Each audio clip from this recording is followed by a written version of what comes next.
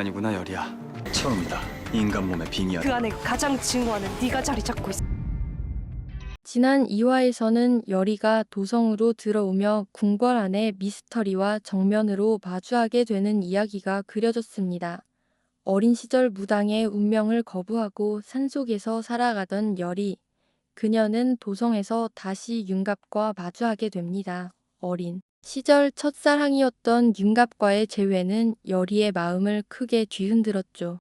윤갑은 왕의 안경을 맞추어야 한다며 열이에게 도성에 함께 갈 것을 권합니다. 윤갑은 왕의 총애를 받으며 원자를 구하기 위해 고군분투했으나 그러한 연유로 조정에서 미움을 사고 열이와의 동행길에 큰 사고를 당해 급기야 강철이 그의 몸에 빙의하게 됩니다. 다시 한번 사랑하는 사람을 강철에게 잃은 열이는 충격과 분노에 휩싸이게 됩니다. 그리고 3화는 그 혼란의 연장선에서 시작됩니다. 조용한 밤, 궁궐의 깊은 회랑에서 열이는 윤갑, 아니 이제는 윤갑의 몸을 빌린 강철과 마주하게 되죠. 그 자리에서 강철은 열이에게 진실을 말합니다. 윤갑이 열이를 도성으로 데려온 진짜 이유는 따로 있었다고, 왕의 안경을 맞추기 위해서라며 했던 말은 모두 거짓이었습니다. 열이를 데려온 목적은 그녀로 하여금 음사를 하게 만들어 죽어가는 원자를 살리기 위한 것이었죠. 음사란 귀신의 기운과 혼을 불러들여 신적 힘을 끌어내는 의식입니다. 이 신적인 굿을 집행할 수 있는 존재는 극소수의 타고난 무당뿐인데 바로 열이가 그런 인물이었던 거죠. 하지만 그런 사실을 알면 결코 따라오지 않았을 열이를 데려오기 위해 윤갑은 거짓을 말한 것이었습니다. 그 사실에 열이는 커다란 배신감을 느낍니다. 여러분이라면 어떠실 것 같나요? 누군가를 살리기 위해 당신에게 거짓말을 한 첫사랑, 그 사람을 용서할 수 있을까요?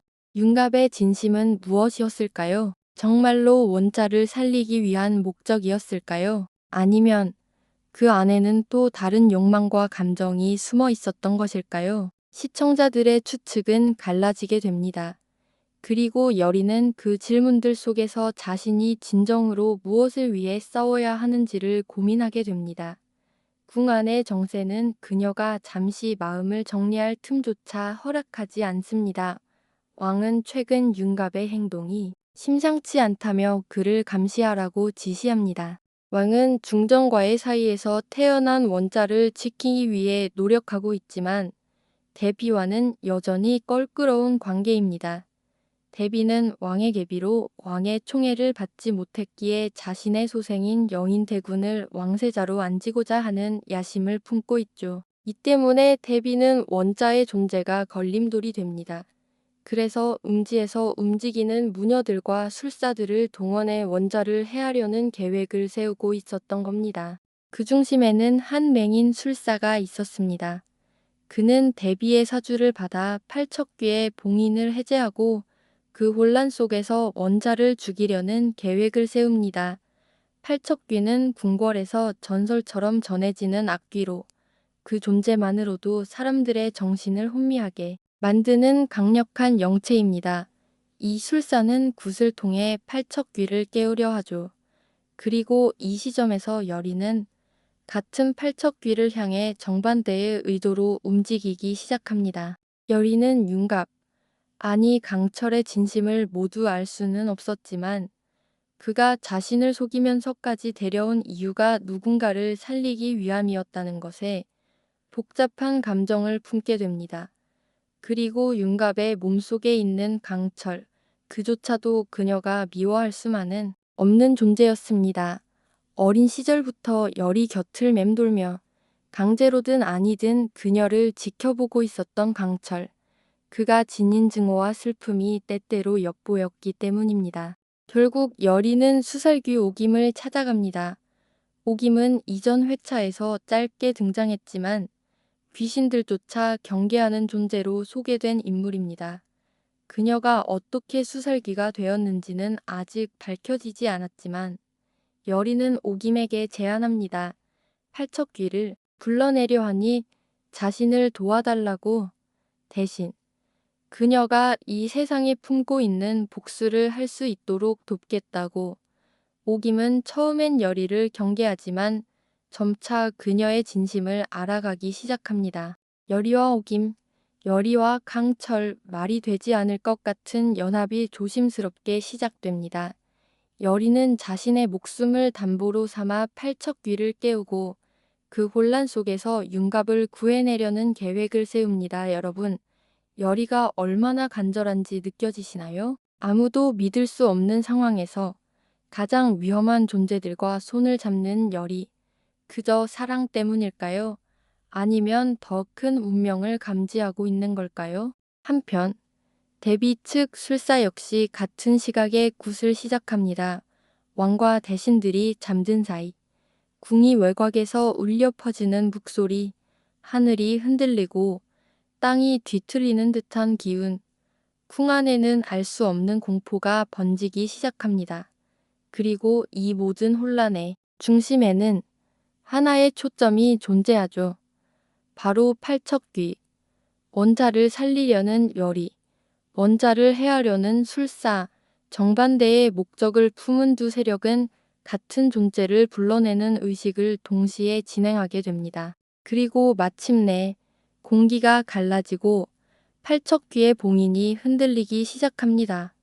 봉인을 가르던 진동, 새하얗게 질린 하늘, 그 틈으로 검붉은 그림자가 퍼져나옵니다. 무언가 깨어나고 있다는 느낌. 열이는 눈을 감은 채 온몸으로 그 기운을 받아들입니다. 그녀가 그토록 거부해왔던 무당의 운명.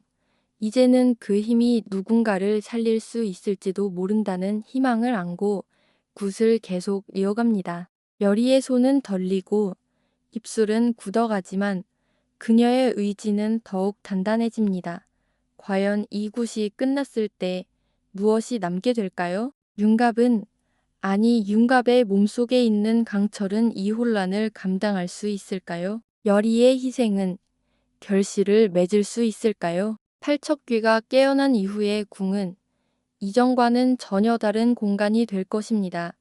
그것은 시청자 여러분이 상상하는 그 이상으로 혼란스럽고 치열하며 아름답게 펼쳐질지도 모릅니다. 이야기는 점점 더 긴장감 있게 전개되고 있습니다. 열이의 운명, 윤갑의 진실, 강철의 고통, 오김의 복수, 데비의 야심. 이 모든 조각이 퍼즐처럼 맞물려 하나의 거대한 사건으로 터지기 직전입니다. 시청자 여러분은 어떻게 보셨나요? 열이의 선택, 그리고 그녀가 세운 연합, 과연 윤갑을 구할 수 있을까요? 아니면 이 선택이 더 큰 재앙을 불러오게 될까요? 여러분의 생각을 댓글로 남겨주세요. 누가 진짜 적인지, 누가 진짜 아군인지 아직은 아무도 모릅니다. 하지만 하나는 분명합니다. 열이는 자신이 믿고 싶은 것을 믿고 지키고 싶은 것을 지키기 위해 스스로를 희생하기로 했다는 것. 그 선택이 어떤 결말을 맞이하게 될지 다음 화에서 함께 지켜보시죠. 좋아요와 구독, 알림 설정 잊지 마시고요. 다음 화에서 더욱 깊어진 궁궐의 비밀로 다시 찾아뵙겠습니다.